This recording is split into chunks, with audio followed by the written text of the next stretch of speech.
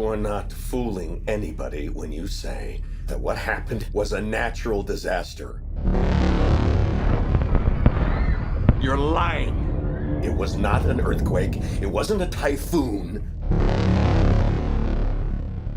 Because what's really happening is that you're hiding something out there.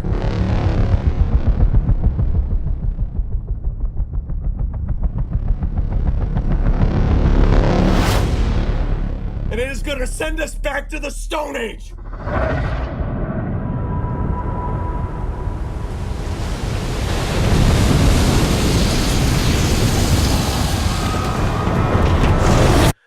God help us all.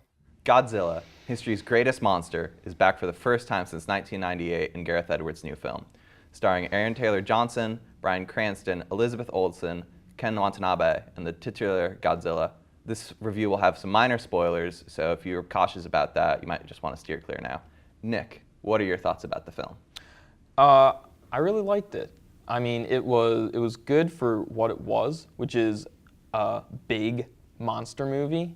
Obviously some flaws, but initially, I mean, I felt good about it. Did you? Yeah, I also enjoyed it. I was a little disappointed, however, mostly because those first two trailers that came out were so phenomenal. However, yeah. I still really enjoyed it because I love a good monster movie, and I really love Godzilla. Yeah, when you say monster movie, that is pretty much the focus. I mean, the human element is pretty much, I mean, the humans are flat. I don't care about them. It's all about Godzilla and the Mutos, which are the opponents, I guess, for Godzilla. Yeah, the Mutos, which weren't bad. They're not super memorable, but considering Toho, the company that owns the rights to Mothra and all that, weren't going to give them anything, they were fairly serviceable. I thought something that they really tried to do was they tried to make you care, be sympathetic towards Bryan Cranston with killing his wife at the very beginning, but it didn't make me care about his cause. And then when he died, Aaron Taylor Johnson has to pick up the slack, and I just don't think that the script was conducive for that. And it also tries to make you really realize how powerful Godzilla is, despite the fact that in the first shot of Godzilla, it's like, oh yeah, he can destroy everything. Yeah, and what the movie really does well is it gives you that huge sense of scale. I mean, there's this awesome moment where they're at the Golden Gate Bridge, and you can see the spikes in the water, and then you think it's Godzilla rearing up, but it turns out to just be the tail. And then you look back, and just battleships are just falling off Godzilla as if they're flies. And he's just emerging from the water.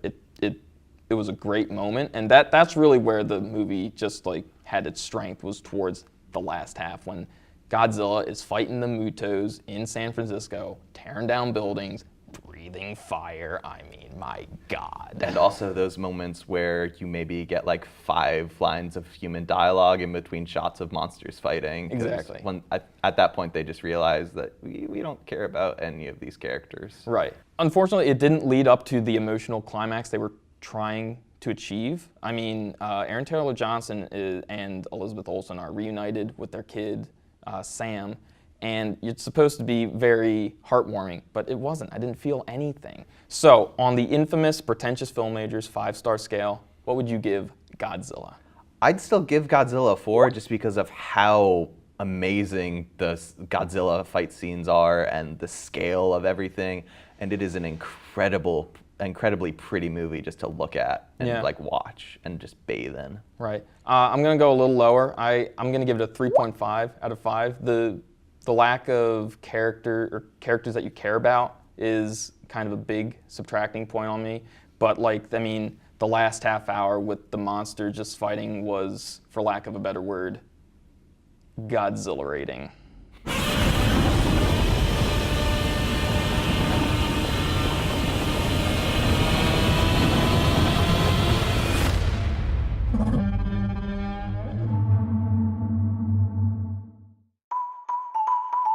For more on the Pretentious Film Majors, check out our YouTube, Facebook, Twitter, Instagram, and Tumblr, and of course, check out pretentiousfilmmajors.com.